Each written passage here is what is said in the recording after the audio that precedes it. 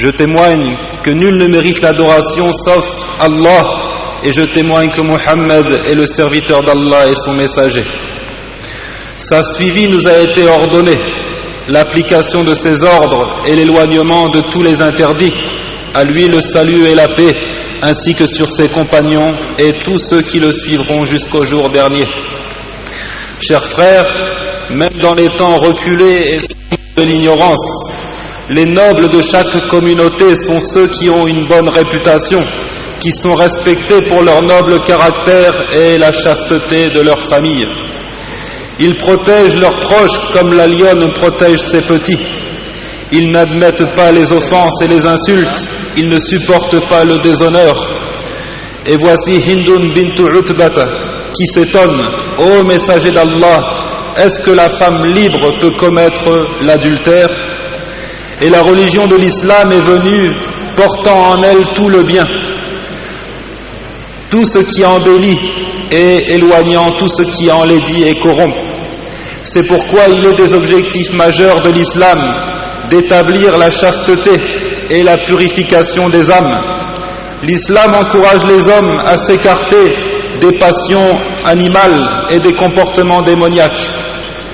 Allah dit: et que ceux qui n'ont pas de quoi se marier cherchent à rester chastes jusqu'à ce qu'Allah les enrichisse par sa grâce.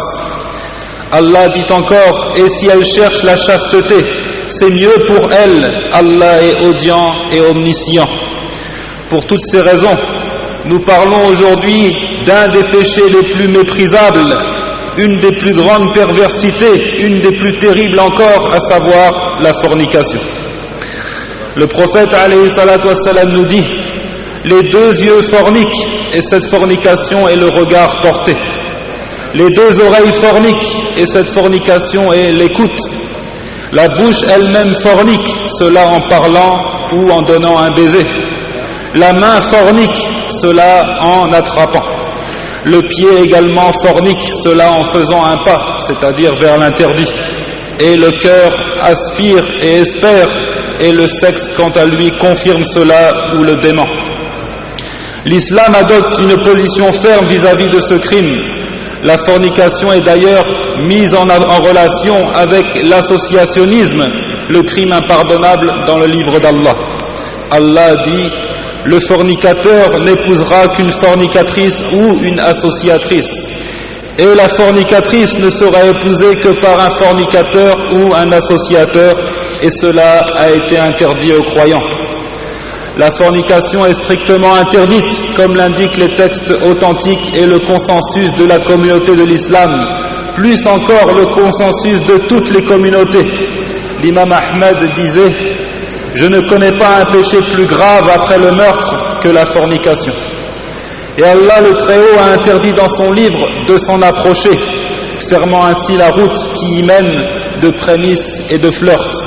Allah dit: et n'approchez point la fornication. En vérité, c'est une turpitude, et quel mauvais chemin. N'approchez point la fornication est une sentence juridique. En vérité, c'est une turpitude, constitue un jugement porté par la raison. Et quel mauvais chemin est une appréciation coutumière. Et si un péché est jugé détestable par ces trois moyens, la loi, la raison, la tradition, cela prouve son extrême gravité. Chers frères, le fornicateur, lorsqu'il commet la fornication, n'est pas croyant. Voilà les propos tenus par notre prophète Muhammad sallallahu alayhi wa sallam. L'imam al-Nasa'i ajoute dans une version: s'il fait cela, il a ôté le nœud de l'islam de son cou, et s'il se repent cependant, Allah accueille le repentir.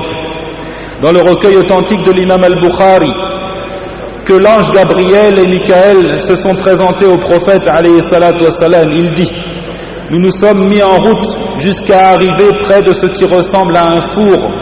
Sa base est large et son extrémité est étroite. On y entend du vacarme et des voix confuses. Il dit: nous y avons jeté un œil et voilà qu'il est plein d'hommes et de femmes nus.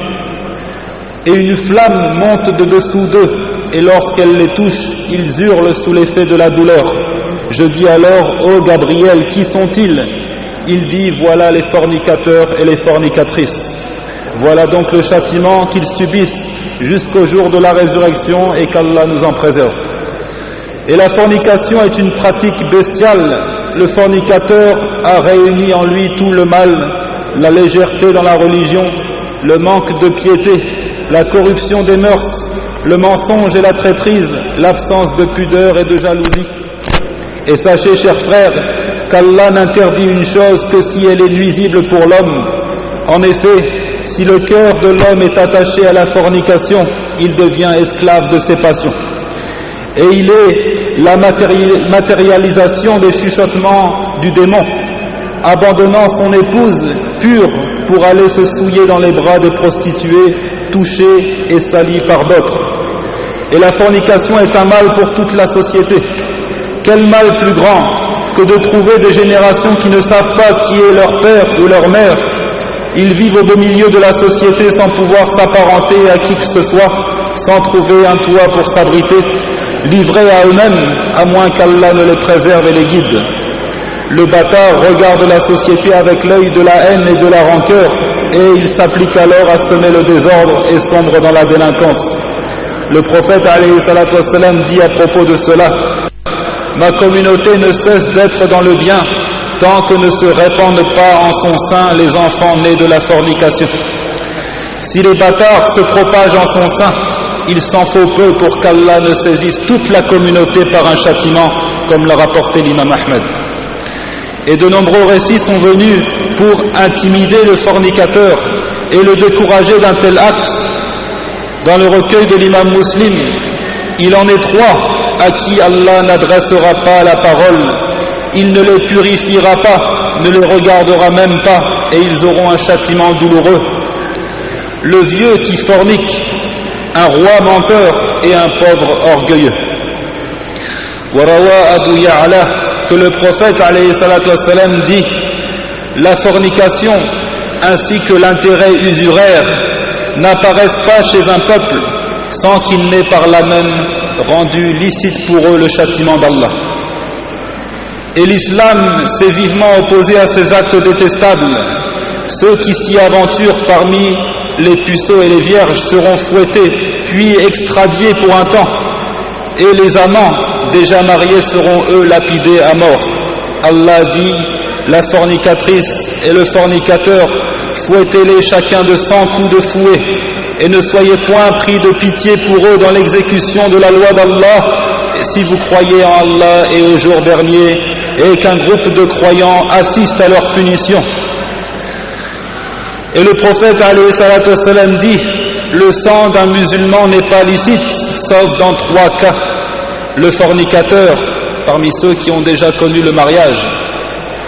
L'assassin, appliquant ainsi la loi du talion, l'âme pour l'âme. Et celui qui abandonne sa religion, qui apostasie et se sépare du groupe des croyants. Pourquoi donc la religion de l'islam, qui est la religion de la miséricorde, de la compassion, de la bonté envers les autres, même envers les plantes et les animaux, a-t-elle adopté une position si dure envers ce crime? La religion de l'islam qui aime le respect du secret, qui demande à un groupe des croyants d'assister au châtiment, à la lapidation des fornicateurs. Cela parce que la fornication est un crime qui va jusqu'à détruire la cellule même de la famille et la société tout entière. Alors que la société musulmane pure et bien guidée désapprouve tous ces crimes et elle ne tisse que des relations saines et pures entre les individus qui la composent.